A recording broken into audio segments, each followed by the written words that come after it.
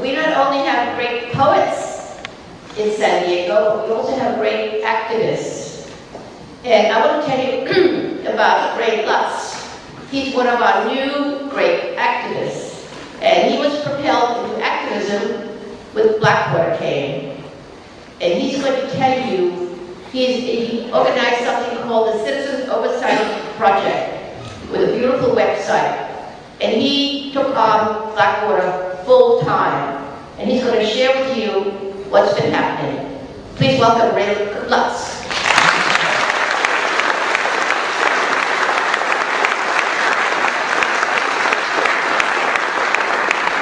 Thank you very much.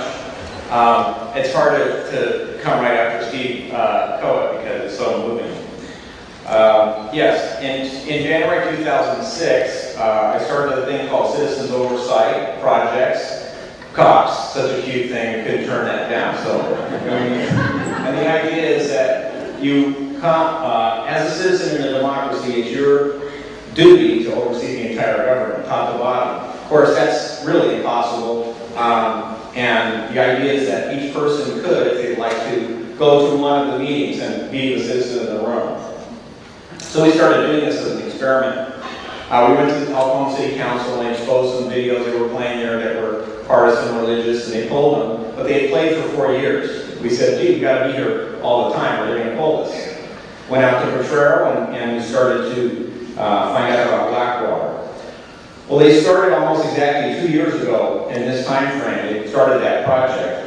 And at first, the people in Potrero thought, well, this is such a big company. It's a done deal. There's no way we can fight this. And it seemed like everyone else is for it. So just the fact that I'm against it. And then they started talking to their neighbors and finding out that the neighbors were against it too. And they started saying, well, gee, a lot of us are against this thing.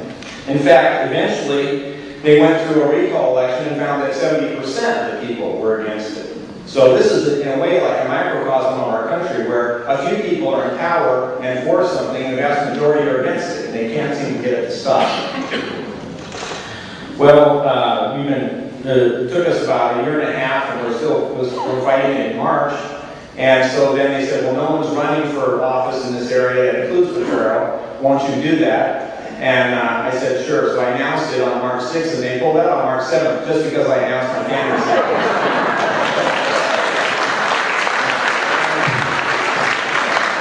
I can't really take full credit for that, of course. And so many people were involved in that struggle up there. Most of the community of Potrero who really went and made this their full-time effort. But the reason they pulled out was the next week they were going to be faced with 9 opponents on this panel. All 9 were against them. Before they had 5 for, 1 against, this type of thing. And now all of a sudden it was reversed. They couldn't. Can you imagine Blackwater coming in hand and being voted down? It's not going to happen. I'd like to. Is anyone here who helped with the Potrero thing? I'd like anybody who did stand up. Let's give them a hand. Everybody who did that, stand up.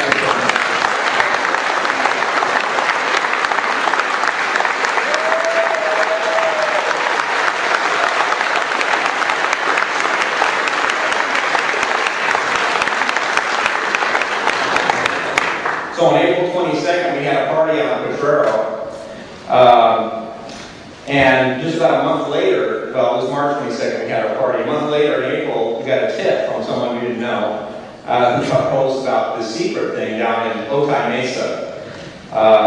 Underneath some pseudonyms such as Sapphire, Safe Child Investments, and TSA Contracting, Reagan Development, and Southwest Law Enforcement is the main name. And actually, Southwest Law Enforcement is just a house up in Huntington Beach with 2 guys, as if they were going to run it. So this is just a big cover story. Well, luckily, Bob Filner reacted very quickly. He had a press conference in 3 days, had the president of the city council there, who was supportive, and Ben Hueso, a wonderful man down in that area, who really said, put it together. Unfortunately, our press conference wasn't covered very well because of the shark attack. Remember the guy killed on the beach? We joked that was a Blackwater shark train shark. Of course, Blackwater didn't appreciate that joke very well. The city council got some traction there. And then Jerry Sanders said, well, I better do something after we put in our petition. So those petitions, we have some of them to sign. Make sure you sign those, they really help. There are some outside you can sign before you leave.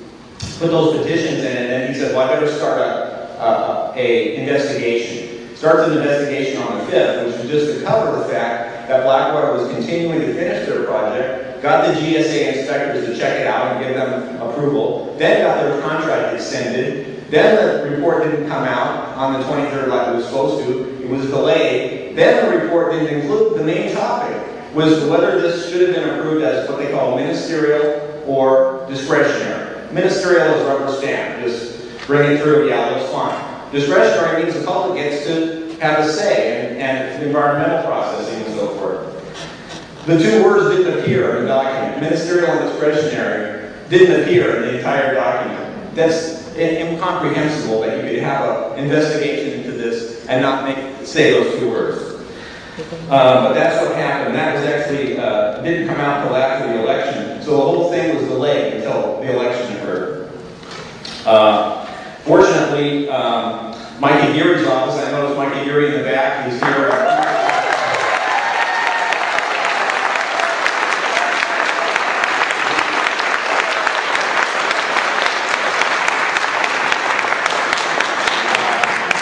City attorney for San Diego, the only real fighter here that I've seen. Sanders seems to be corrupt about this whole thing in Bedford, Blackwater. Okay, they had a thing interview in the paper, and it said on the front, find out what the candidates are going to say about Blackwater. Tune in, look on page 8. Look on page 8, Steve Francis, we don't like Blackwater.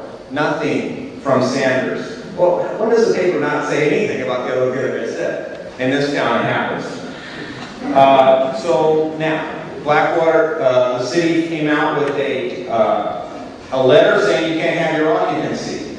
They said this didn't look right, thanks to Michael Geary's report. They said it didn't look right, they said we're not going to give you occupancy permit. Well, they said, well, screw you. We're taking it to federal court in front of a George H.W. Bush appointee who's going to rule our way. And she was destined to rule that way. When you went into the courtroom, you knew it. She just pulled the guy from the city apart with questions, wouldn't even make his case. So that's very too bad. And they asked me, were you surprised? And of course I said no, because I watched the whole abortion come through the whole thing. But I was saying if I was a cartoonist, I would put the city on a board tied down, right? And then Sanders and Bonfiglio pouring Blackwater, so it's Blackwater boarding. Okay. That's what's happening to this town. Well, enough said. We're still in the battle. I understand that the city attorney's office is still going to be taking this up. They're down there. Tomorrow we're having a rally to make sure they understand that the public is not all happy and we're not going to just sit by and let them do it without saying something. At the rally, we're going to have Jeremy again say a few words. Bob Filner's going to be tuning in from Washington, D.C. We have a man from the Mexican-American Political Association, Lopez, and many other speakers. So it's going to be a lot of fun and some very good comments, I'm sure.